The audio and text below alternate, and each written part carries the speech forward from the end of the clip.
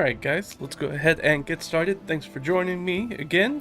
Today I thought we'd kind of talk about gift ideas for D&D, TTRPG players, game masters, dungeon masters, keepers, storytellers, whatever your game calls them.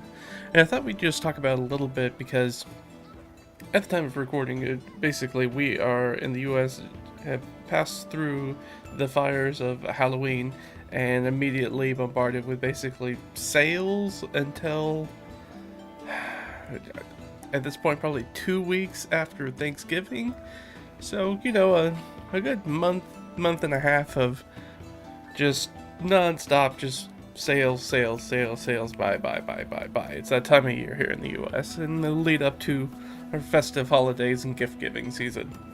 So I figured we'd talk about a little bit. This is a topic I've covered a few times sort of back on the blog, but I figured there are people who don't read blogs and would rather watch a video.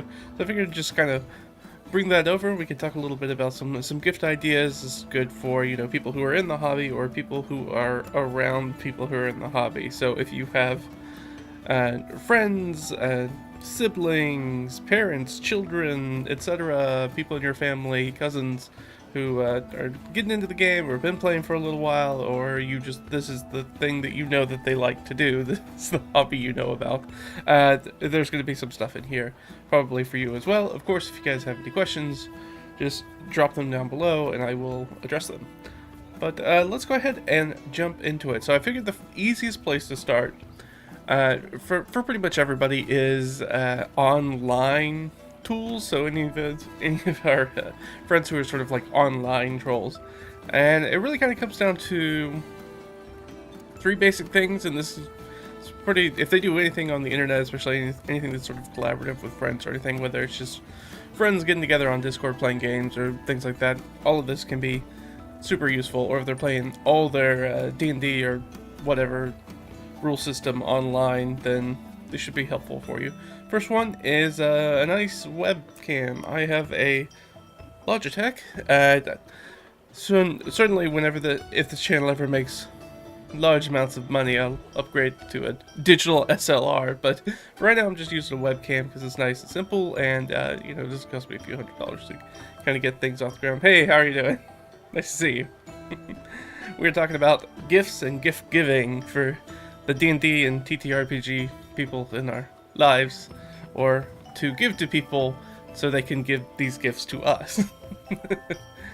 So yeah, an HD webcam is really useful. Anything that kind of bumps up, especially if you have like an older laptop or an older desktop or something like that, kind of upgrade that so at least you can send sort of good quality images, especially if you're doing things like playing D&D or any sort of TTRPG online. It's better to have everybody's kind of face there. I know lots of people don't like to use their faces online, I understand that, but I think it's better when groups, if possible, can kind of show their faces, so there's not as much like talking over each other, or it's easy to tell like if somebody's paying attention or if they've left the room, or they're just trying to decide what to do on their turn in combat, or you're like, did they drop? Are they still here? I haven't heard it from them. They're not answering. Are they on mute? And I can see that they're clearly talking, that sort of stuff. So an HD webcam helps a lot. Kind of going along with that is to upgrade the microphone. There's an old sort of saying in sort of kind of, I guess, online YouTube, as well as just sort of like video production in general, is that people will usually deal with bad and sort of grainy images, but they won't stick around for a video if it's got bad audio. It's really difficult to understand, to communicate and understand what people are saying and what's kind of going on if you have a bad microphone. And microphones are relatively inexpensive, so if you spend a sort of significant amount of time online talking to people through chat, whether that's gaming together or doing video games together or Discord or whatever, it's helpful to upgrade your microphone, because any sort of like any sort of pre-packed microphone, whether it's on headphones or they kind of comes with like the laptops or anything like that, like those integrated microphones are usually very poor quality. So one of the cheapest, best sort of improvements you can do to that experience is to get yourself a nice microphone. This is a Blue, the one I have is Blue Yeti X, I believe. So not the cheapest USB microphone in the world, but it is still a USB mic. It's just plug and play. It's very simple, and it's got a good sound quality. I definitely don't give the performance that needs a better mic, I don't think. So, and I really haven't had too many audio problems with it. It's usually pretty simple. Drivers are intuitive.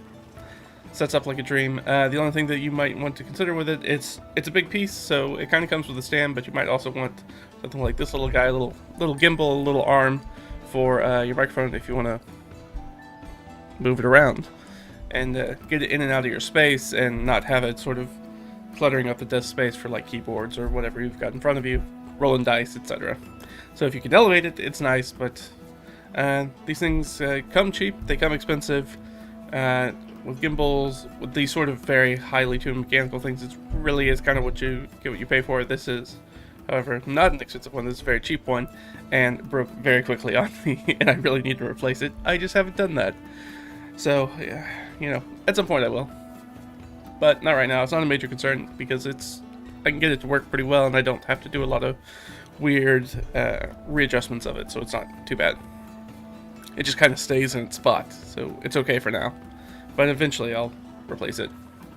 So that's sort of just general online things. I think we have some other things. One of the things that I'd also say is, even though I kind of had it in a different section, but we're talking about online, is any sort of like subscription service they use.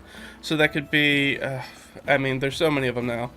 That could be Chepeku if you want sort of like online, you know, battle maps for Roll20, whatever, Foundry, Fantasy Grounds, your VTT of choice.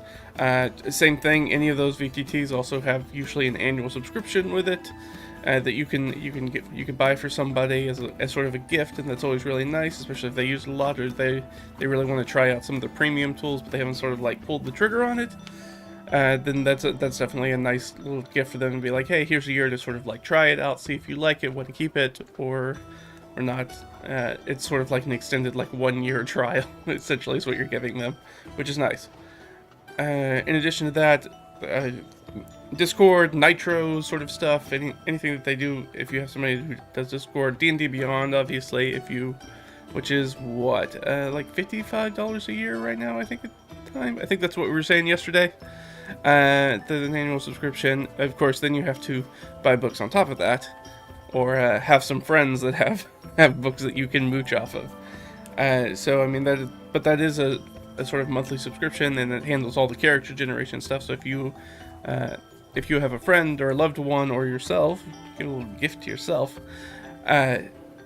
Any sort of subscription like character builder is really nice, especially if you're not playing in like one ongoing campaign. If you're doing a bunch of one shots or stuff, it makes life a lot easier when you do that. I should know, one of my groups, we've been playing a bunch of one shots because everybody's schedule at the end of the year is kind of. So we've been doing a bunch of one shots and making a lot of characters by hand, which is the way that I do them in a very short amount of time, is a little bit more anxiety-inducing than I would like, a little bit more stressful than I would like it to be. But that's just because I'm not a big fan of D&D Beyond, personally. Other things, there's other character builders as well, things like Hero Lab, especially if you have a friend that doesn't, or loved one who doesn't play D&D 5e, and they need, whether it's Pathfinder or many others, Hero Forge is a standalone sort of software that you can buy, and then you can buy sort of licensed packets for different games. And it's its own sort of standalone character builder. So if you're interested in having a character builder for a game that's not D&D 5e 2024, that is an option, and they probably have what you want. They're pretty popular. As far as I know, they're sort of the biggest other character builder that I know of. Yeah, I think that's right. I can't think of anybody else who's larger than that off the top of my head. Other things, if you're sort of like getting into the DM side, maybe you might be looking at, hey, we want to, you know, improve the game a little bit. Looking at things like Sirenscape and soundboards and things like that to sort of like up the sort of auditory quality of your games. That's something. World Anvil for keeping campaigns straight and doing world building. If you know somebody in your life who just kind of like dives into building their own world, then something like a World Anvil might be useful. Or if you have a DM who maybe some DMs aren't very good or kind of like draw a blank when it comes to things like describing what's in a room.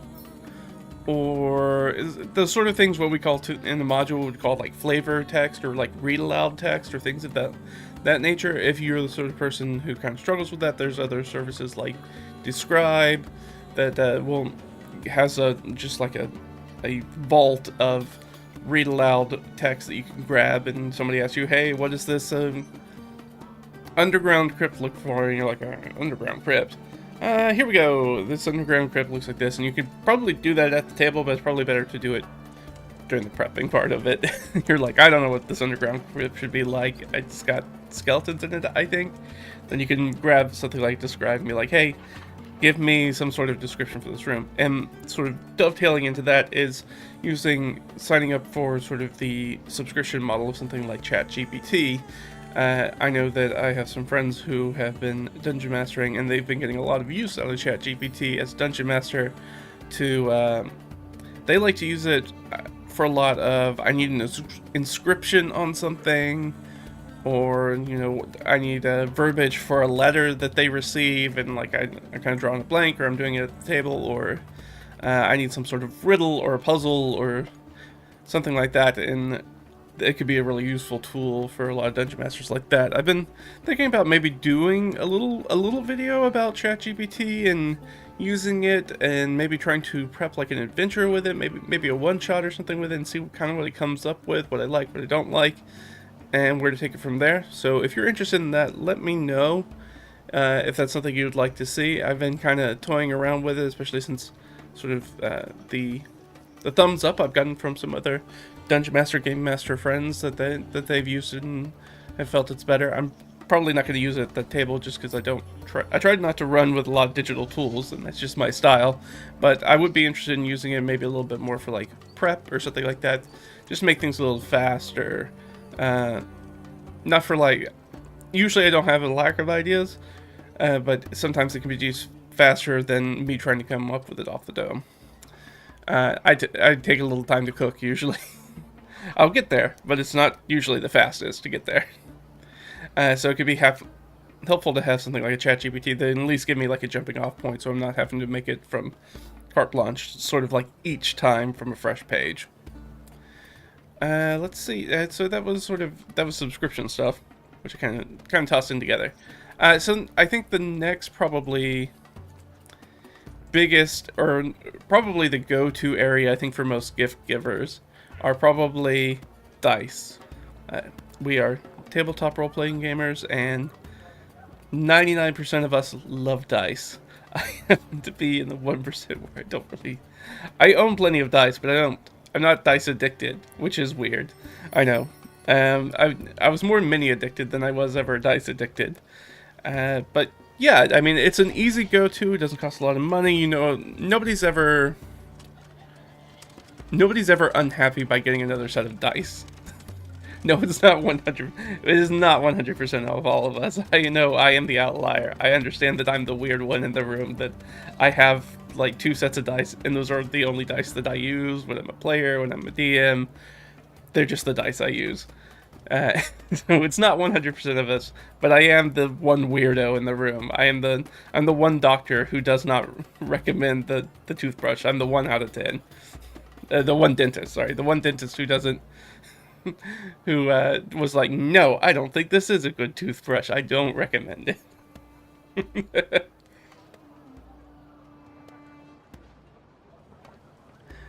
But I love dice. I must love dice.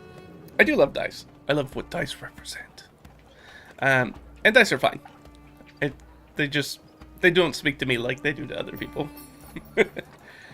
But for Dice Fiends, and I do have some dice, I did figure I'd show off a few little dice. They're probably not going to come out very well on camera, but I'll show them. So the first one is to get some sort of like fancy set, right? Everybody likes a nice fancy set that you spend a little money on. And honestly, they end up more display than anything else. Because, let me pull my note. That's not the right one. That's not the right one. Because I have a fancy set of metal ones that I never use. Well, it was the last place I checked. There they are. These are, I think these are brass, if I remember correctly.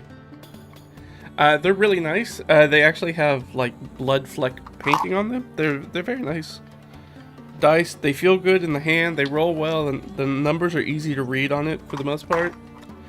The only thing is that with metal dice, they're so heavy, and they'll basically dent any surface you roll them on. And considering that most people's tables are wood, you don't want to do that. I have a dice tray, but still, I'm like, it makes a lot of noise just rolling dice. And then I like them, and I use them on rare occasions at home. They kind of sit here next to my desk, so it's like kind of like whenever I need a set, I can grab them if that's what I want. But yeah, they're not the most practical. They're nice. I enjoyed them. They're fun to roll. But yeah, they are table denters for sure. So it is something to consider if you want to get a practical gift or you want to get a nice gift. So it's a nice gift, but I don't use them very often. I definitely use other dice way more. So then I thought, as a sort of an idea for gift giving, we have the fancy dice, so we pay a lot for a nice set, or we kind of go the other way. We go like the Chessex pound of dice, where we're like, I'm gonna buy a bunch of cheap dice together.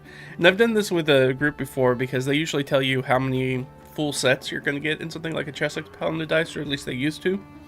And then kind of holiday season or something like that, if we're gonna do like a D&D group gift exchange or something like that, I'll buy one of the big pounds of dice and be like, okay, and everybody gets to roll, and they get to choose whichever weird color or full set of 7 we got, and then we just kind of divvy them all up at the table, just as a fun thing to just kind of share with the group. Which can be really useful, especially if you have new players who don't really they might only have one set of dice, so it's a fun way to get them another set of dice for kind of everybody at the table. So you can have the fancy set of dice, you kind of have, you go the other direction, you just get a large volume of dice and just kind of divvy them out among people. I definitely buy dice, bought dice sets a long time. They came in a big tub. It was like 20 sets or something like that. And they're really ugly dice. They're really plain. And I bought them, and I keep some of them separate in little baggies, so that way if I ever go to a game and it's somebody new or they're like, I've never played before, I can be like, well, okay, sit down, here's your bag of dice, you play with that, and we're good to go. So that way they don't have to like keep borrowing other people's dice. They're like, this is yours. If you decide to walk off with it, you want to keep them, that's fine. They're cheap dice, I don't care. Or you can give them back to me when they're done. One of the things I did do that was helpful is in these little bag sets, I actually took the D20 and swap them between sets, so the D20 is a different color from the rest of the dice, because for new players who aren't used to the dice shapes yet, you go, I need you to roll the 20-sided die, and they'll be like, I don't know which one that is. Oh, well, it's the one that doesn't look like any of the others. And that just made it a lot easier than being like, it's the one that's the most round, because it's got the most sides. So it was helpful, and I got that from sort of the original runs of D&D. And those sets came with different colored dice as well, sort of for that same reason, to make it easier to identify for new players. And then they changed that, so now most sets come in one color. That's a weird piece of D&D history for you, I guess. So then let's talk about sort of non-standard sets of dice. So those are your D6 or D10 bricks. I have a set aside that's 10d10 that I use primarily for World of Darkness games. They have their own nice little wooden magnetic carrier that a friend got me once for Christmas or my birthday or something. So I just keep those separated in there because I used to play with a group. I haven't played World of Darkness here in a minute, but I was playing with a group that we played pretty regularly, so it was nice to just have those aside from my normal big like D&D bag of dice. So we'd be like, oh, we're gonna play vampire, and I'd be like, all right, well, here's my vampire dice, and just have that out. So yeah, that's useful if you're playing or you you want to get into maybe Shadowrun or World of Darkness, you're going to need those bricks of like D6 or D10 dice. Other weird dice include like the Star Wars, like Edge of the Empire system. I don't know what that system's technically called, because there's 3 different games basically within that system. But Edge of the Empire dice, they're weird shaped and they have weird symbols on them. But it's a fun game. So if you've never played it, it's fun. But you do kind of need the dice to play it. You know that you're gonna have to reference some tables while you do it. But those are very fun. Or you could get something like Fudge or Fate dice, which I do have, and I just bought kind of recently actually. It might have been on free RPG day actually. Now that I think about it. So these are Fate dice. They're just normal looking D6, except they have 2 blank sides, 2 plus signs, and 2 minus signs are the sides. And so you usually roll them, Fudge and Fate, usually you're rolling 3 of them together. To kind of, pluses are good, minuses are bad, you get more pluses, you get more successes, you pass the stuff. So they're fun, but they use very specific dice. You could just use a D6, but when you're actually playing Fate, it's much easier to just count the crosses and the dashes, or the blank sides, rather than trying to do that math every time. So that's one that I got just for ease of playing. And then there's like sort of specialty DM dice. So if you have somebody who's a dungeon master or a game master or a keeper or whatever, talking about specialty dice, like there are weather dice, direction dice, hit placement die. I have one of those, which is a D12 that kind of just tells you where the person gets hit. It's in my normal D&D bag though, so I'm not gonna get it out. So that's super useful as a DM when you're like, where's this guy get hit? And then you roll it and you're like, oh, he got hit in the left thigh. Okay, good. Or left back leg. Got it. No problem. Makes things super easy, so that way you don't have to kind of come up with it every time. Or if you really want to figure out where a critical hit lands or something like that, that's always a fun one. What else? There's NPC dice, for sure. And then we have another one that I do have here. Pull it up. Is Rory's Story Cubes. I just grabbed the wrong one. There we go. So if you're not familiar with Rory's Story Cubes, there are little dice. They have just weird symbols on them. There's a number of different sets. I've got 2 different sets in here. And they're very useful for a DM if you're just like, I need an idea either at the table or for prep. You could, if you wanted to make a quick like 5-room dungeon style dungeon, you grab a handful of dice, 5 here, you roll it, and then just whatever the symbol is, try to make up whatever that room's encounter would be based off of it. Like this one came up with a monkey that's climbing. So I might mean this some sort of animal encounter. Maybe it's a climbing based encounter where if you have a climbing speed, it's really easy to get through, but if you don't have climbing speed, something like that. So very easy to just kind of like come up with ideas about stuff. They're really useful. I've used them for prep a few times. This is a keyhole, so there's going to be some sort of lock or trap or something that's in here. Very simple. I've come up with this one, which is an arrow in all directions. And I've used that for being directionless or being lost, maybe like fog or mist or something like that. So those can be super useful. And I started by saying I only have 2 sets of dice. I have 2 sets of dice in which I play D&D with. Those are in my D&D bag, which these are not. These dice are all stay-at-home dice for me most of the time. I mean, I might take the Roy Star Cubes if I really wanted to when I was DMing, but usually I don't. Usually that's more of a prep help for me than at the table help. Yeah, no, I have plenty of dice. I've got... That whole thing's full of dice. I got plenty of dice. And there's others floating around. But the D&D, the dice that I actually use when I'm playing all stay in the one spot. Oh, have I seen the DCC crawl? Yeah, I've seen DCC. The Xochi dice? Yeah. I am familiar with the Xochi dice with their DC 24s and 30s, and there's a 5, a 7, a 3. I want to say there's a 14, I think.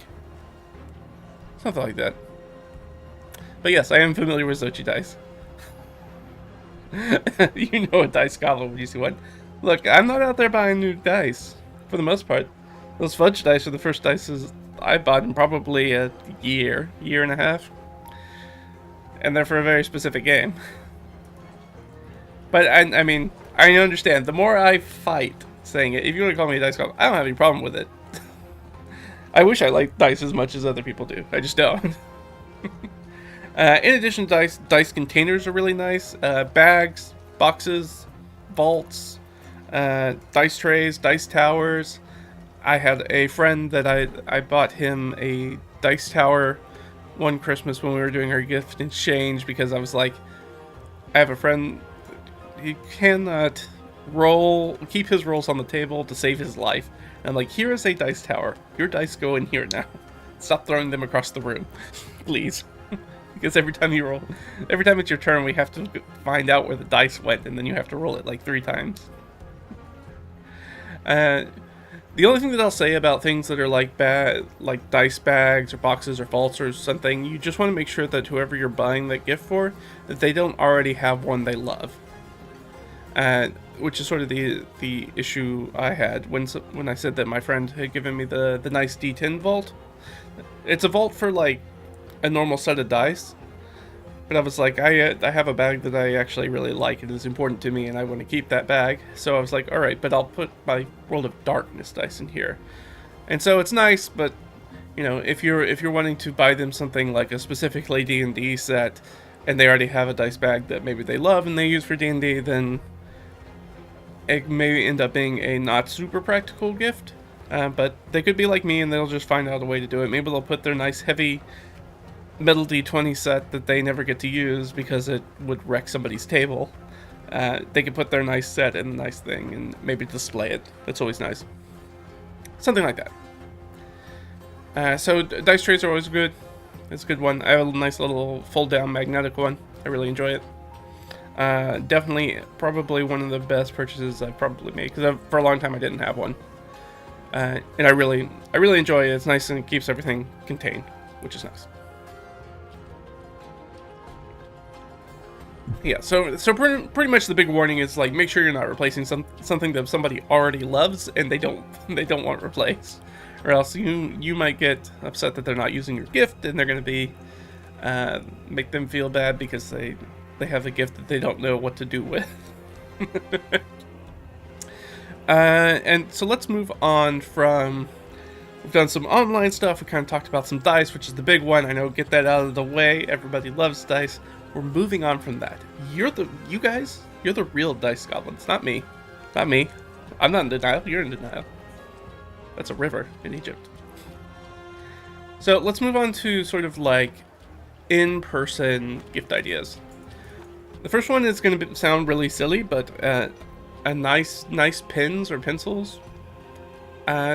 Especially if you don't like to take notes, it can be more of an incentive to be a note taker. If you have a means that you like to take notes that's fun for you. So having a nice pen or pencil, it seems like such a really simple thing, but having one that you really like will encourage you to write more with it. So whether that's, you've got to mix that with some sort of notepad or notebook or something that you'll actually use. Like I have,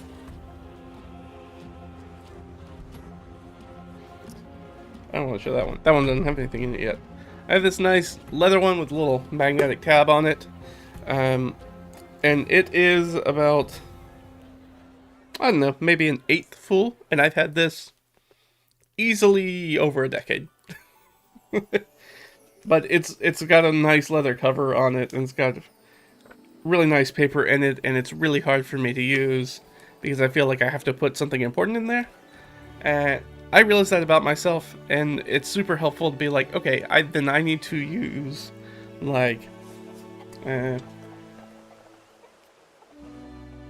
grab one here, it's got stuff on it, but these, like this little guy or these, were much better for me because I don't care about these, so I don't care if I mark them up and scribble on them, because they're not nice. They're not super cheap, but they're not expensive by any means. And so finding the right pen and pencil and pad combination, at least for me and other people I know, has been super helpful for getting you to like take more notes, to write more things down, to experiment and not have to worry about crossing things out, because you're like, well, then it ruins, somehow lowers the notebook in some way. It's a weird thing. I don't know why it is that way, but it feels like things got to be perfect in a nice notebook. Whereas a cheap notebook, I don't care if I like scratch it up and cut pieces out and rip pages or whatever. So that find a writing utensil you like. I have a very specific pen. This is a Pilot Neogel 07. I like them. I like the way they flow. I like the way they feel in my fingers. So I write a lot more with them when I have them. It helps.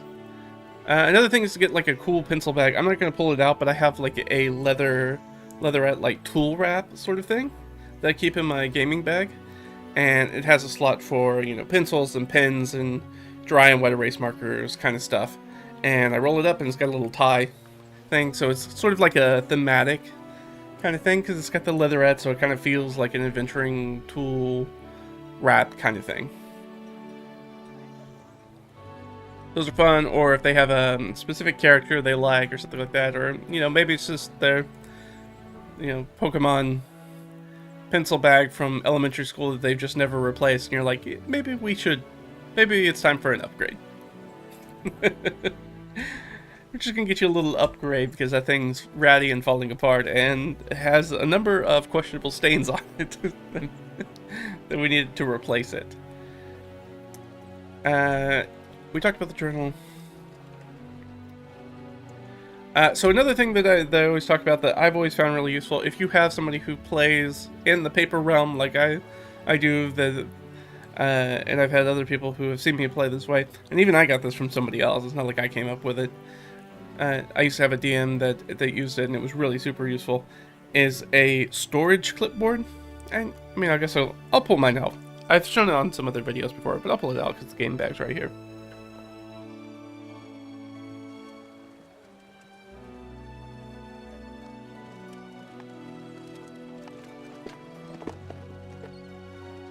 That's my storage clipboard. Table space comes at a premium in games. If you've played any sort of in-person game, you know that, right? You know that it's really difficult to find table space. If you are like me and sometimes you use physical sheets, especially for like one-shot characters, you can store a whole bunch of stuff in here. Hold it. Haha! So I've got a bunch of character sheets, notepads, pencils, erasers, pens, a bunch of characters that I've played. And so if we ever want to revisit those characters, pull them out for a one-shot or something like that. They also come in deeper models. There's some nice like aluminum ones that are really deep. I had a friend who used to keep all his character sheets and his like player's handbook, and I think even his monster manual in there, so he could use it when he was running too. And then you just take the character sheet out, clip it to the top along with your notes, go on, and then you don't need to hold up the table space in front of you for your character sheet. You can hold it in your hand, you can put it in your lap, you lay it on the ground, whatever. It's super nice. I like it. I really haven't gone back. I have a digital notepad I use sometimes instead, because that also doesn't take up much space, and it's literally just, it's a digital notepad. There's a little pencil for it and everything. So that is super useful to just kind of get things, especially when table space comes at a premium. And certainly I've noticed it, and I'm sure other people have. If you have everybody who plays with laptops, you run out of table space real quick. So having an ability to just move things a little bit and get them off the table, so especially if you're using like a battle map kind of situation, everybody needs to see what's kind of going on. It can be really useful. It also allows me I can do stuff with my character sheet when I'm standing up, not at the table, which allows me to like move around the room if I want to. I can get something. I can go get a drink from the kitchen and just take my character sheet with me and keep talking.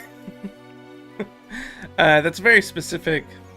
It's a very specific implementation, but you could do that. I'm pretty sure I probably have.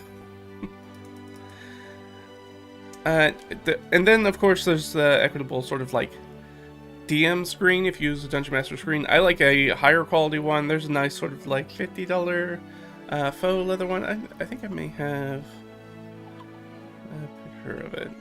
Yeah, here it is. I knew I just saw it. Here, I'll actually throw it over here so we can look at it and you guys can see exactly actually the one that I have. Let's get it up over here. Let me get this window capture going. There we go. So actually I have this one. It's like a little faux leather one. It's really tall. But the one thing that's really nice about it is that on the interior, these are actually sort of see-through pockets. And you can actually take out the reference sheets so you can use them for whatever game you want. And then if you move from 2014 to 2024, you just print out different sheets and slide them in. If you decide to play Pathfinder the next week, you just swap out the sheets. And it's really useful.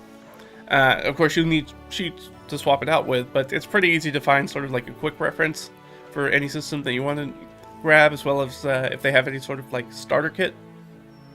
Usually those are free, and you can probably download the sheets that you need out of that as sort of like a player's aids and things like that. A nice erasable grid map is an excellent gift. Yes, I definitely have that in here. I think that's actually the next thing on the. I think that's actually the next thing on the list. Let's let me jump back here. There we go. I think that is the next thing that I have in my notes. Yeah. Well, it's not. No, it is the next thing. It is absolutely you foretold the future. So the big one is obviously a Chessex wet erase mat. They come in grids and hexes. They come in larger, and I hope you weren't planning on using this dining room table anytime soon. Levels of sort of size. Yeah, primarily grids on one side. Sometimes they have hexes on the other side. It kind of depends on which one you do and which one you want. Chessex mats are great. They're vinyl. They're soft vinyl, porous vinyl, and you use them with wet erase. They work really well. They do stain. That has always been my experience, especially if you're using not black. They don't like red and green particularly well for wet erase markers, so keep that in mind as depending on how you or your friend maps or family member maps, that might not be as useful for it, because those do tend to stain it pretty well. And if anybody uses a Sharpie or dry erase marker on it accidentally, which I've watched happen more than once, one of them being the DM, one of them being a player, and that was not fun. Reach out with a Sharpie and make a note on the Chessex battle map and go, that was a Sharpie. I just permanently marked the thing. Yeah, so you gotta be careful with that, which is why I usually, instead of the Chessex wet erase map, I usually point people towards the Paizo flip mats instead, which I do have one.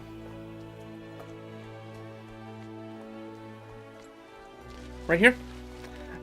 This is not the basic one. Actually, yeah, this one's from the Pathfinder beginner box, so it's got the adventure on one side, but the other side is just blank. They're a little bit nicer. They're a little bit smaller, so they can fit in a notebook very simply. They're just a slightly smaller than a US letter size piece of paper. They're 8 by 10, I think, when they're all folded up.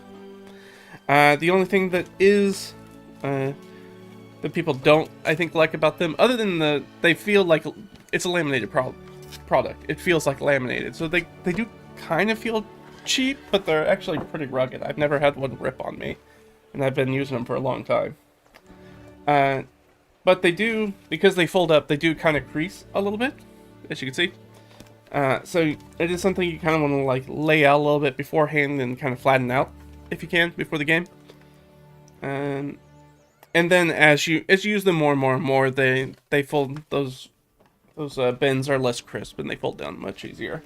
So, but yeah, brand new one will be kind of like tended out pretty bad. So you just want to put it out and put like a couple heavy rule books on it, a couple core Pathfinder books on top of it. And it'll be good and ready for you when it's game time.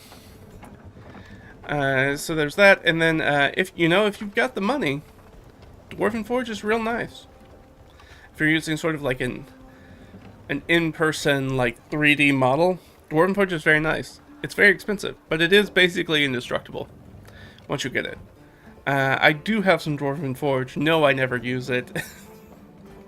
I liked it. A friend and I went in on a big, I think Kickstarter they had a long time ago, and kind of split things up. Kind of split things up, and I got a bunch of sort of like cavern stuff, and they look really nice. They're really cool. They're unpainted because I'm not a painter. I should probably just give them to my friend. Honestly, he's more of a painter, and he's more of a 3D terrain guy, anyways. Maybe I'll do that. Actually, I may re-home these for Christmas. It's going to be an expensive secondhand gift, but he would actually probably appreciate that. Note to self. Okay. Think of giving Dwarven Forge to my DM friend because I never use it, and I'd rather it go to somebody who would use it. But yeah, Dwarven Forge is very expensive. It also, you know, it's 3D terrain, so you got to store it somewhere. So that is that's a consideration. But if it's also nice, Dwarven Forge also does some like central altars and stuff like that. Some things like that, like lava pools and things like that. Some of those I think might be more useful purchases than just walls. But to get sort of like those standout, like iconic, like every once in a while, whether you're running new, and especially if you're running old school D&D, you're gonna need a fountain at some point. So having a nice like 3D fountain would be nice. Any sort of like large statues, things like that are really indestructible, that you can really kind of move around, not have to worry about them breaking in transit like a normal miniature. So that's what I would look for something like Dwarven Forge, rather than the standard just sort of like walls and floors. It's kind of used for those like standout, nice highlight pieces. Do something like that.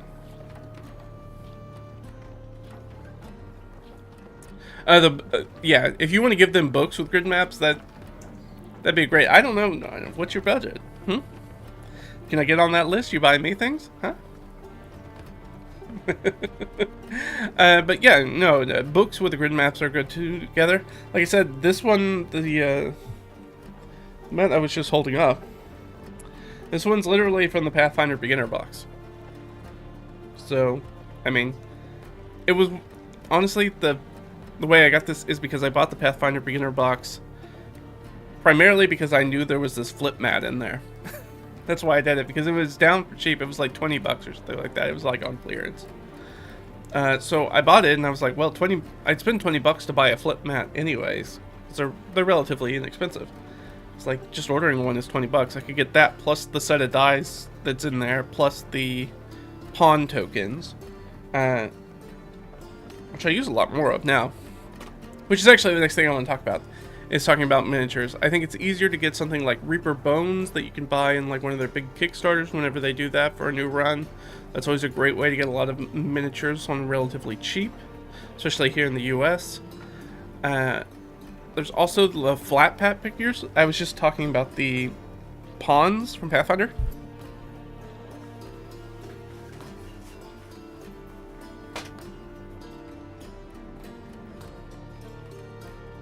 And I keep mine in this little bag. I've just started taking these to games. I have 3D plastic miniatures that I love a lot, but hauling them around is a big pain in the butt because I play at other people's places. I don't play here most of the time. But having these little pawns, this is the player characters. Let me get a different one out. These are super easy to use, and they've been so useful. Like, oh, here's one. Little Pathfinder goblin. They just have these little plastic bases, and they're just little cardboard. So these are the ones that I was just thinking about, because Kelsey Dion over at Shadow Dark fame was just did another one of her solo playthroughs where she's doing kind of showing off how to do Shadow Dark is a solo game. And I forgot that she has basically the same things, but they're instead of white, they're like clear PNGs, so they're little plastic pieces you can see through, and they have fronts and backs to the pawns, which is fun. And I have to go back to her GM kit and find out where it is, find out what they are, because I've now that I've done this a lot more and I need to carry around miniatures with me, this is a much more sensible solution than carrying around plastic miniatures. I'll still probably carry around player character plastic miniatures sometimes, but these guys for just monsters are really good. The other good thing that I've seen, if you're looking for a low-end option, they do make some just like flat tokens that you can buy. A number of companies do that. You can also use game pieces. I think the funnest low-cost one I've seen so far is buying a like secondhand Scrabble or like a Bananagrams game that just have like tiles with letters on them, and you can use the letters to track which monster they are, and they fit in about 1-inch squares on a big grid battle map. It was a really cool solution. I was like, next time I see, you know, maybe a Scrabble, secondhand Scrabble on sale in like a thrift store or a garage sale or something like that, maybe I'll just grab it for the tokens out of it. So that's an option. Or if you have a game of Scrabble or Bananagrams, you could just take the pieces out of it and use them.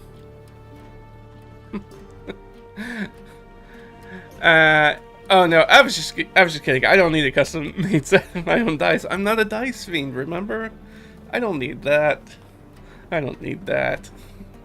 But thank you, I appreciate it. So we talked about flat figures. I really need to get those flat figures. The combat risers for air or water has been really useful. And I have a friend, he's running me, I'm playing with a group, and he's running through a Salt Marsh kind of themed campaign. We've been to Salt Marsh, and then I think we went completely off the rails, and we are not doing anything that's from any of the adventures in the Salt Marsh book. I think we're way off the path at this point. But we do a bunch of underwater combat, and so we need those combat risers. It's really important to know like how deep somebody is from the surface. We've been playing with a lot of 3D space, and I really need to get some of these plastic combat risers because I don't have any of those. Because it's a lot easier to use than dice stacking. Another thing is, if you have a crafty person in your life who likes this sort of stuff, a 3D printer is a really good idea.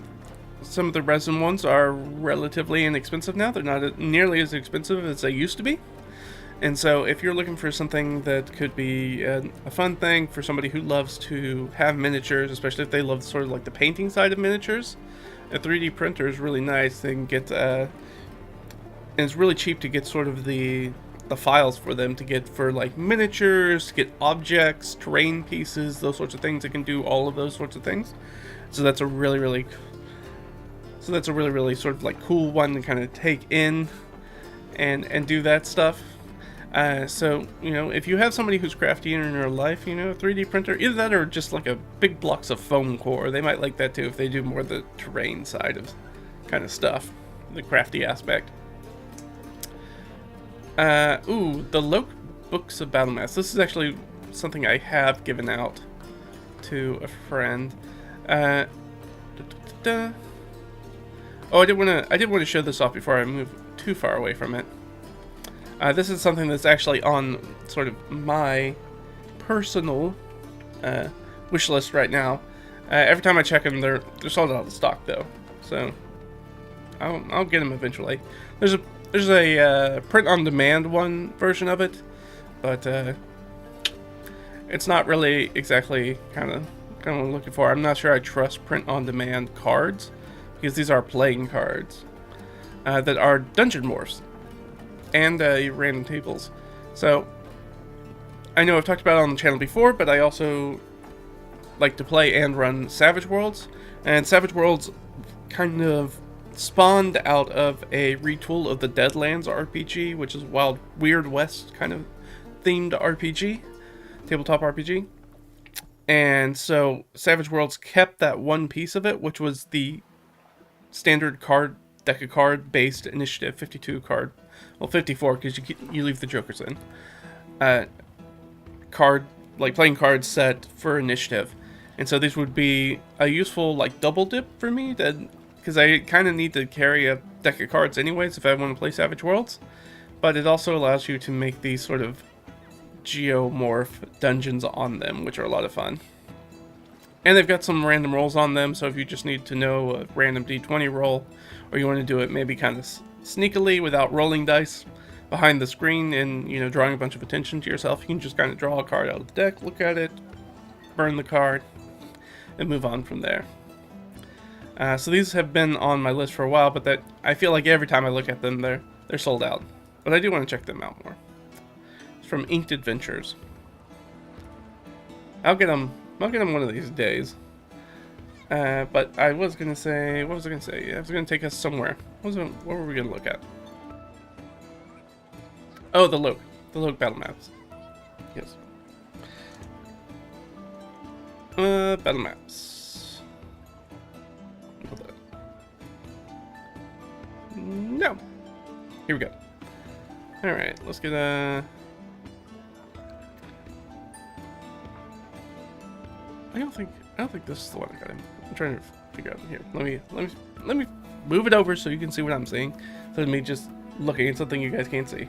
There we go. So there are spiral bound books. I'm trying to get a good photo of the book. These are not the greatest. There's a nice one. So the spiral bound books, so they lay flat, and each page is a different dungeon sort of grid map or battle map. And the nice thing is that some of these are sold in sets of 2. Like 2 books come in the package. Like here's one. Let's look at that. Yeah. So if you can see that, like, it comes in two books, and those books can actually be folded out and put together to make one larger battle map, or 2 things together. So if you wanted, like, this one's the towns and taverns, so if you wanted one of the sides to be the tavern and the other side could be like the street out in front of the tavern, you could do that. So it's really a useful tool that gives you kind of a whole bunch of options. So it's a fun one. It's kind of the one that's kind of on my plate. The thing is that I've gotten to the point where I use so much Theater of the Mind combat, and I'm so comfortable with it now that I usually don't need battle maps, but it doesn't mean that I shouldn't do it. I do know that I have some of the people I run for, they kind of struggle to hold that positioning in their head. So it can be useful to have some sort of physical representation, even if it's not a one-to-one battle map that's like each 5-foot grids running around. No, I understand. Thank you. No, I do appreciate it. I do appreciate the offer.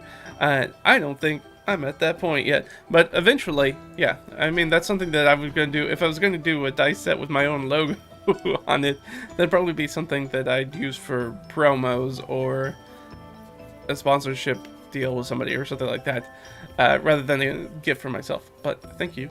I do appreciate it. So those are sort of like the grid maps for those sorts of things. And the other thing that I'd say is, if you have a group that has animal companions, or they use a lot of things like spiritual weapon, or have familiars or something like that, it can be nice to have some sort of table representation with that, especially if you play with miniatures a lot. I haven't packed away, but my partner gave me, I think for Christmas, a version of miniatures that's got 8 little, like, adventuring dogs in it, I think. And up here, where'd he go? Well, let me grab him, because I do have my friend painted. That's, there we go. I grabbed the wrong one. In our last campaign, we ended up having a little sidekick awakened dog character, so we do have a miniature of our buddy Ranger here, who was a ranger animal companion, but that ranger was dead, so we adopted him when we found him in a dungeon. A little fluff of dust on him. And you did dust him, apparently. So we found him in a dungeon, and he accompanied us for the rest of our campaign. And we found him very early. Very early in the campaign. So we just made up a sidekick sheet for him, and he was part of our campaign. And we just called him Ranger because, well, he wasn't awakened at the time. And we didn't know what his name was, and he was a ranger's animal companion, so we called him Ranger. At no point did he correct us, now that I think about it. But if you want to do that, or spell templates are another good one. If you want to always know how large Fireball is, it's helpful to have like a little spell template, and you can just kind of put it down on the map. They're super cheap. Usually they're see-through plastic. You can kind of put it down and see what everything's going to hit instead of having to sort of like measure grid out or anything like that. So those are also fun ones. If you have somebody who really loves the sort of like grid-based combat stuff and at the table, not using like a virtual tabletop or anything like that.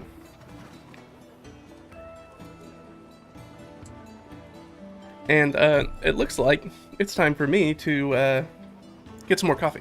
So I'm going to take a short break. I'm going to get some more coffee.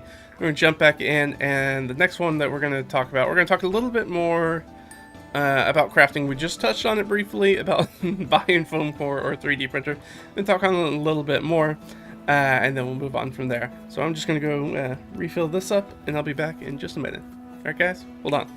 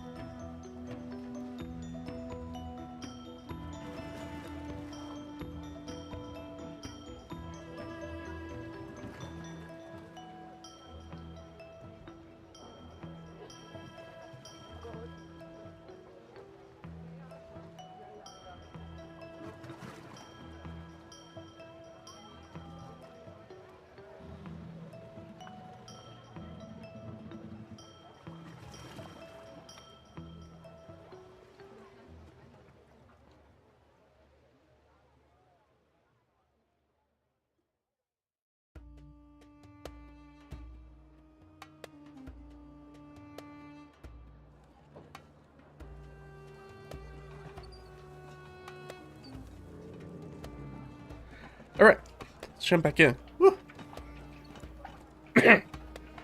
Excuse me. How you guys doing?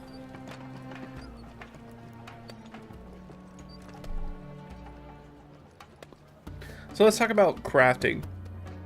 If you're lucky enough to be giving gifts to somebody with who does crafting, especially in the sort of like D&D style or TTRPG with like terrain and miniatures and all that sort of stuff, the great thing is that if you have somebody in your life that's crafty in this hobby, you have so many gift ideas. It's going to be super easy for you to always be able to find gifts for them, because people who are in this sort of crafting thing, they're like always in need of raw materials or like gift cards to places like Michael's or Hobby Lobby or the hobby stores or Games Workshop or wherever they buy paints, and Amazon gift cards, like all that stuff super easy, because they're always going to be in the need. They're always going to need paint, they're always going to need brushes, they're always going to need like X-Acto knives and foam core, organization aids to like store stuff, holders for miniatures when they're painting and doing those sorts of things. You can go grab them a whole bunch of like, there's a lot of stuff you can do from like hardware tile samples and all sorts of stuff. It's really easy. The easiest thing to probably do is ask them, you know, like what part of their current setup is like the most frustrating or wish that they had a solution for, or something that they'd really like, and like maybe they want like a little airbrush pencil or something like that to, you know, it could be a lot of different things that they might be interested in. So the easiest thing to do is probably ask to try to figure out, you know, especially once you start getting to things like tools, if they need like a little like Dremel kind of thing, or depending on how crafty they are, because you can kind of start going into kind of almost sort of like home repair handyman kind of things, depending on what you do. So yeah, that's something you do. And then I'd say another thing to do, and I've done this for one friend before, is that I have made them sort of like the starting point of a DM binder. Of course, if you guys have been watching the channel for a while, you've seen my DM binder more than once. I use it on pretty much all the solo RPG stuff. So I'm not going to pull it out, but it is something that's just like, hey, here's some things with some like quick references and tables and places to hold adventures and a list of NPC names and some of those sort of like generic inserts that you can kind of drop in there that can be helpful for them, as well as sort of giving them a place where they feel like they can organize their notes and everything they need to run a game of D&D, especially if they're anything like me and they want to enjoy D&D more as a analog hobby than a digital one. I spend a lot of time in work and other like video games and other sort of entertainment and leisure aspects, or a lot of that is digital, so I like to keep D&D roughly as analog as I can most of the time. So when I'm at the table, I try to not use a lot of digital tools. I try to unplug and have a lot of analog tools. So if not, they can at least try it out. I mean, I tell you what, I honestly probably use my DM binder more as a player than I do as a DM, which sounds weird, but usually if I'm running with a Dungeon Master or Game Master, they may not know a certain rule, and so you know, it's easier usually to look it up in my DM binder than it is to pull out the player's handbook or something like that and look it up, because I usually have a better idea of where that specific thing is and whether it is or is not in the quick reference. Sometimes it'll be like some super obscure rule, and I'll be like, I don't have that in there. We're gonna have to actually look that up if there's even a rule for it. Sometimes there's not, and we just have to make it up. But yeah, if anybody's in that sort of crafty style, and I mean, people make 3D terrain, things like healing potion bottles, maybe they make maps, maybe they make handouts with, you know, tea-stained pages and handwritten letters and all sorts of stuff. Maybe they want was I thinking, like a stamp collection to do like embossing or stuff like that on paper to give it. There's a lot of paper craft stuff you can do, especially, but there's also things like trying to get them a kit where they want to do like a full inset TV gaming table. Kind of depends on the skill level of you know, whoever you're talking with. as to whether what the sort of idea is going to be, right? You don't want to give the inset TV style to somebody who's just like, yeah, I just kind of paint miniatures. I'm not going to make a piece of furniture for our home or something like that. Oh yeah. Take it easy. Have a good flight. Talk to you later. So in addition to that, it is that move on from there. If we are going to talk about stuff in the home, is that there's also kind of a lot of D&D. Let's call it, instead of cottage core, let's call it D&D core, sort of like home goods and fashion kind of stuff. I mean, D&D geek, fashionable geek, if that's what you want to call it, is to keep it. You want to look for something that's stylish and gives off a little flair without being maybe the super nerdiest thing. Like maybe, like I know it's not everybody's vibe to be like, I want a life-size depiction of Mjolnir in my living room next to me when I watch TV. So look for something that's maybe a little bit more nuanced as far as home decor and that kind of stuff kind of goes. But there's stuff you can do, like a thematic drinking vessel is always nice if you have like an actual like little like antler horn with a little holder or something like that, or one of the nice horn cup, antler cup, something like that. Like those are really nice, and they still look like high quality, like good craftsmanship, and don't look like kind of like cheap D&D tat, if you will. Like you can get something that looks nice and is rustic, and then isn't super out of place in a normal home. It just looks like a very fancy cup, which is nice. So yeah, anything that allows that's still kind of stylish but still kind of shows off personality is really nice. So I already said like a drinking horn, but you could also have something like a coaster set that's got like the different D&D classes on it or something like that, or maybe alignment or something like that. Snack containers, game bags, anything they might want to take with them. Like I said, I have that writing utensil wrap that's like a little leather tool wrap that I like. Anything like that's going to be really appreciated. I'm trying to think. That's why I try to do stuff like this. Like this is a nice little like wooden box for my dice. Try to get away from plastic. Try to use a little bit more. Try to natural fibers. Most of my dice bag stuff is like cotton or actually I think they're just cotton. I don't think there's anything else. Well, the other one's pretty rough spun, but I think it's also still cotton. Cotton or like maybe jute, but I think it's cotton. Just a rough cotton.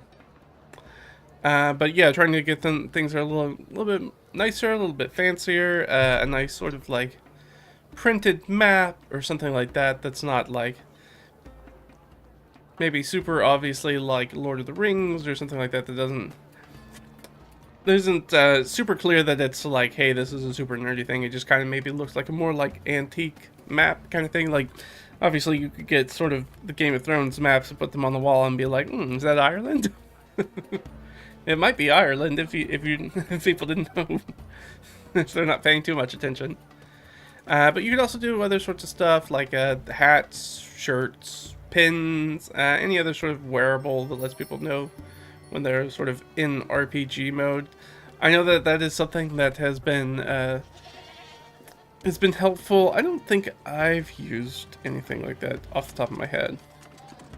I guess my DM binder kind of suffices for that, but I do know other dungeon masters who, especially dungeon masters, if you're a sort of person who kind of struggles with maybe like an imposter syndrome kind of thing, it can be helpful, or even just getting everybody's attention at the table. It can be helpful to have like some sort of like clear piece of clothing or marking or item that's like, hey, I'm in dungeon master mode now. And so now we're playing the game. Like I said, my DM binder kind of does that for me. That's how I view it personally. It's like I pick this up as like, once this is in my hand and I'm sitting at the head of the table, I'm in DM mode and now we're playing the game. But it can be helpful, especially if you have sort of that imposter syndrome, which can crop up, especially for inexperienced dungeon masters, to be like, I have a thing and this is this represents DMing for me. And it just kind of, and as you do it more and more, you'll get more comfortable and you won't need that item. You might still want it because it might be fun. Maybe you have a weird wizard's hat or something you put on when you DM. It could be your DM screen. It could be anything. Maybe it's a certain snack that you only have when you're running games. Anything like that is really doesn't matter. Just as long as it's something that's helpful for you and it's fun and they enjoy using it. And that's really all you're looking for out of a gift, right? Is something that they enjoy, they want to use, ideally, and something like that. But home goods can go anything from, like, you can go the far end where you get like a disc plate or something like that, or it can be something nicer. I have the D&D and Zelda coffee table books, which are not in this room. They're in a different room. Surprisingly, they're not in my office. But I've got like the big like Art and Arcana book from D&D. I also have like the 3 big volumes of like the Legend of Zelda encyclopedia and stuff like that, and those are both nice sort of D&D sort of adjacent inspiration gifts. I guess we can talk about that a little bit, sort of like things that are sort of in the same milieu. Let's put it that way, to games. So the first thing is, if you're looking for D&D adjacent or inspired ideas for gifts, video games obviously is the go-to one. You have Cyberpunk 2077, the Baldur's Gate, to the Shadowrun trilogy, to you can do Enderall Forgotten Stories, though I mean it's not really a gift because it's free, but it exists. But there's a lot of, especially stuff in the video games side, especially things like Cyberpunk or Baldur's Gate, Shadowrun. Those are all tabletop games as well, right? Those are all D&D, Shadowrun, or Cyberpunk. So if you have somebody who's interested in that, or maybe interested in getting into a different game, so maybe you're interested in... I also like to frame this as very selfish gift giving for myself too. Unfortunately. So I'm like, hey, I'd really enjoy, I don't want to run it, but I want to play in a Cyberpunk game. So I'm going to get you Cyberpunk 2077 and get you jazzed on that. And then once you've had your fill with it and you're excited about it, maybe we play some Cyberpunk Red. Maybe you run a session or 2 of that and we just try it out and see how it goes. You know, kind of lead...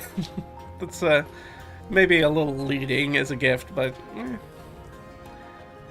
if it's what I want and I'm willing to spend the money to make it mine.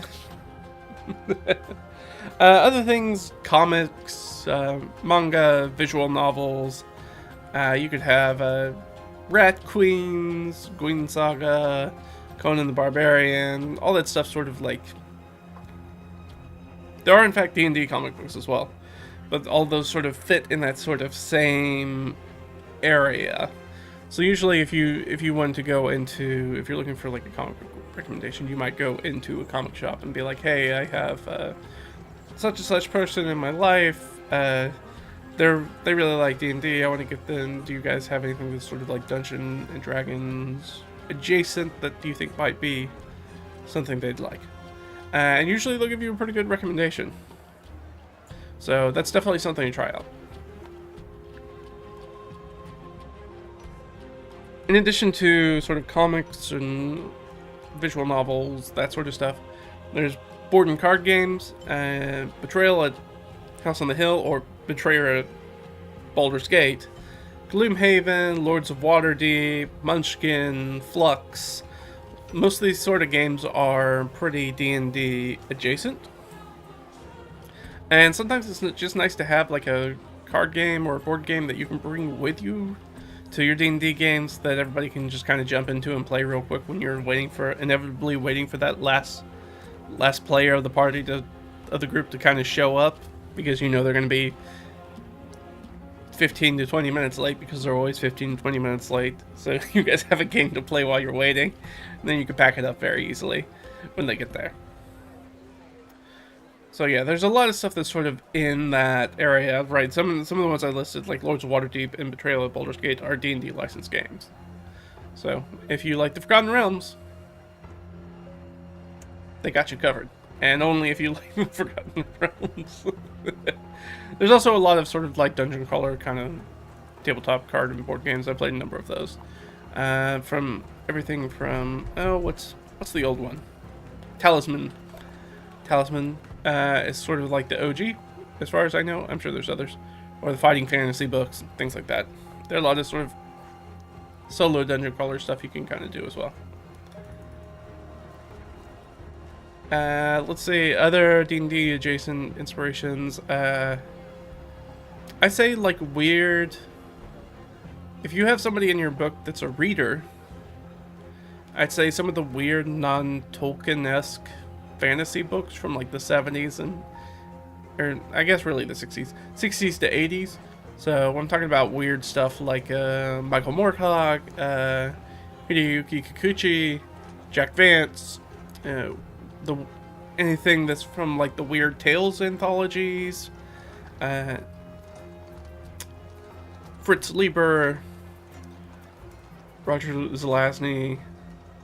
And if you're looking for more inspiration, you can always go find the original Appendix N from D&D First Edition, which I think you can just... I'm sure you can find a copy of it. I'm just going to look it up real quick. But Appendix N is kind of famous thing if you don't know about that. But Appendix N tells you that gives you some people to check out, some inspirations for D&D games. Here we go. Boop. So yeah, this is just on the D&D lore wiki, I guess. So it's got a list of authors. Many of who are in here. Other influences.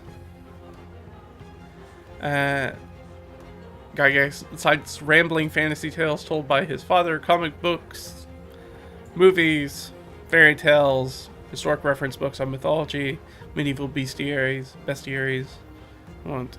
Brothers Grimm, other things that he had previously not mentioned in the Appendix N. So, yeah, I mean, the Appendix N is nice. If it's your first time, especially getting into sort of D&D, I'd say check out the Appendix N if you have somebody who's just kind of diving into fantasy. There's a bunch of weird stuff out there once you get outside sort of like the Tolkien stuff. I've always been a big Michael Moorcock fan. I like Elric and the Eternal Champion idea. I've also read some other stuff by him that's outside of the Eternal Champion cycle. I've got the, I think it's a trilogy of Count Brass around here somewhere. Probably boxed up somewhere. Probably actually need to donate them or sell them. But, so yeah, in anything that sort of fits that weird stuff, if you go to like a bookstore, like a good bookstore, not like a Barnes & Noble, like a good bookstore with people who work at a bookstore who actually know things about books. If you go to a bookstore and tell them about what you're kind of looking for, if they have somebody who works in like a sci-fi section, sci-fi and fantasy section, they'll probably be able to give you some good recommendations, some classic ones that the person you're buying a gift for probably has not read. Rice Edgar Burroughs. I was thinking of. I was just the Belgariad, stuff like that. Classic fantasy stuff that they may or the person you're getting the gift for may or may not have actually read. So check it out. There's a lot of fun, weird stuff out there. So I mean, let's just continue. We're talking about books, so let's just finish out our last little bit here, and let's talk about books. I kind of saved it for the end because some of it's going to be pretty self-explanatory as far as D&D and TTRPGs are concerned. Ooh, what books would I possibly buy? You can probably think of, even if you're not a player of D&D, you can probably think of maybe 2 books, maybe off the top of your head. So the first one I'd say is, and I spoke about it earlier, is the Art and Arcana book. That kind of talks about pretty much the 50-year history. Well, I guess 49 years. It doesn't include anything about D&D 2024. But it's a big book. It's put out by Wizards of the Coast. Was behind it. It's really great. It has a lot of stuff. If you want to look about sort of like the evolution and the history of D&D, it does a good job doing that. Both in correspondence and talking to people about what was going on during that time, and then the evolution of D&D as an idea to TSR to WotC taking it over to Hasbro to everything. It's a good thing, and you get all these cool photographs and original artwork from the games and the game products. So it's definitely worth a check out. There's a lot of other cool, I'd say a lot of other cool art books that, especially if you're looking for somebody who's looking for inspiration. Anything from probably, like if I was going to do one for me, anything from like any of the Witcher games would be a good one that I enjoy, as well as probably like a the lady from Dungeon Meshi. I can't think of her name off the top of my head. I'm